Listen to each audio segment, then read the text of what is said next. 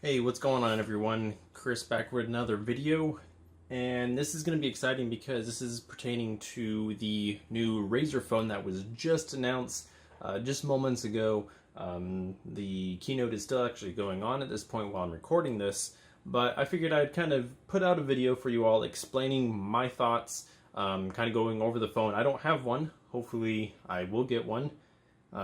So stay tuned, and I will definitely be posting videos if I do get my hands on one. So anyways, in short, maybe not in short, but long, regardless, flagship phone from Razer. Razer did buy out Nextbit, as you probably already have heard, and probably have seen in previous videos. So flagship phone, best specs, 835, 8 gigs of RAM, 64 gigs of internal UFS storage, and an external micro SD card of 2 terabyte max expansion. So that's great compared to Nextbit Robin, which you had no expandable storage. Interesting that they didn't go about the whole cloud storage that Nextbit used. It has a 5.7-inch QHD display, which has a 120 hertz refresh rate, higher than any other smartphone. It's the first of its kind on smartphone. Apple did it with the iPad Pro, so it's going to give you much smoother scrolling, smoother graphics with games and things like that, just like with monitors when you're gaming. There's that. It's a wide gamut for colors on the screen itself. QHD, which is great for video content consumption, things like that.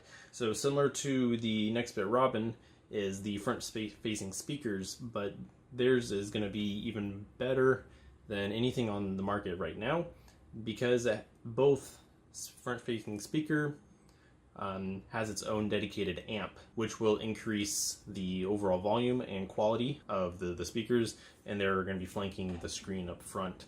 One thing during the keynote has a very similar design language to the Nextbit Robin, because the men and women that were working for Nextbit are basically now a subset of Razer. So hints such as the design as far as the blockiness. I'll take my case off here real quick. You have the blockiness of the phone, which is one design piece that they took from Nextbit. The side-mounted power and fingerprint scanner, which they also took, which looks very similar. The volume buttons are on the opposite side, still round. So the color that they went with for the Razer phone is going to be it's going to be made out of aluminum, so it's not going to be plastic like the Nextbit Robin, which is great, good plus there. It's going to have the same matte aluminum finish as the Razer laptops, having that dark matte black stealthy type look. And during the keynote, I was going on their website trying different URLs. I'll leave the link down in the description where you can actually reserve your Razer phone and take a look at basically what we have here on their website. It gives you more information about the phone, and after you reserve it, they actually send you an email, and in that email it says that you will be getting another email when their phone is ready. There's also going to be two different kinds, two variants.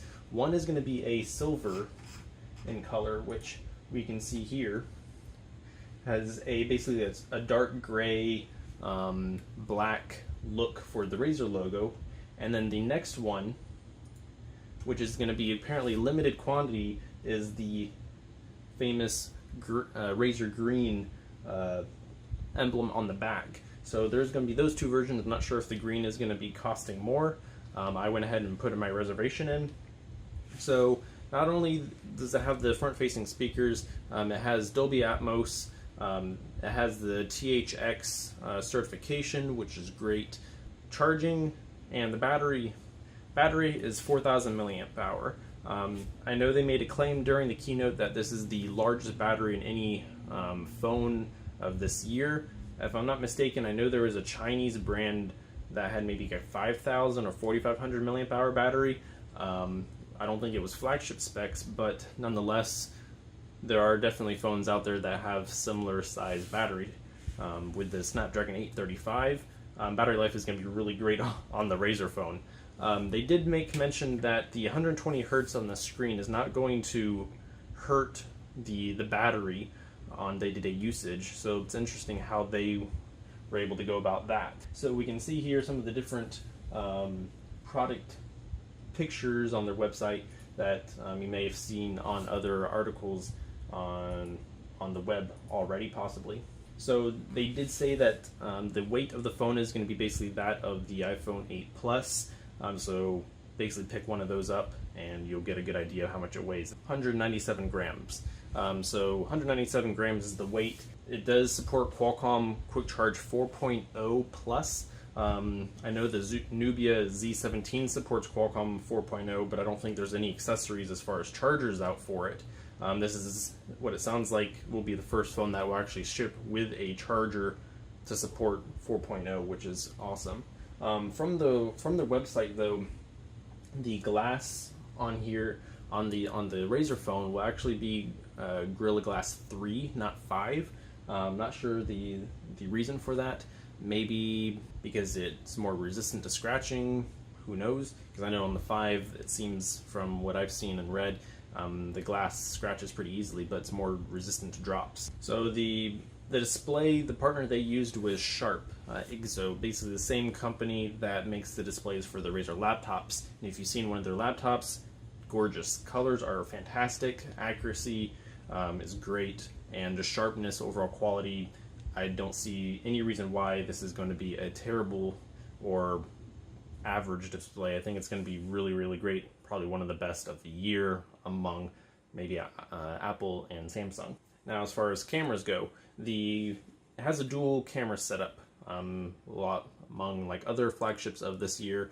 It has two 12 megapixel sensors. One is going to be a wide angle of f1.75, and then the second is going to be a telephoto lens, which is actually a 13 megapixel sensor, basically for a dual 2 times optical zoom.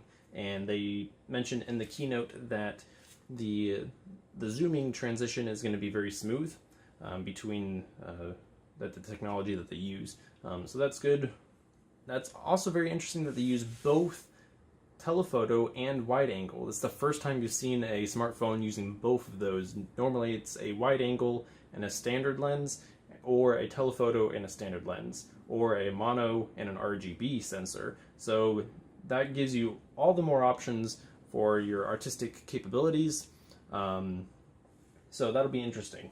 It'll support all the US bands as far as GSM networks. Looks like there will be several cases for it. There's going to be a rugged hard case, basically similar color, black, dark, stealth type color. And there's going to be 3 silicone cases, one the Razer green, the black, and then a white.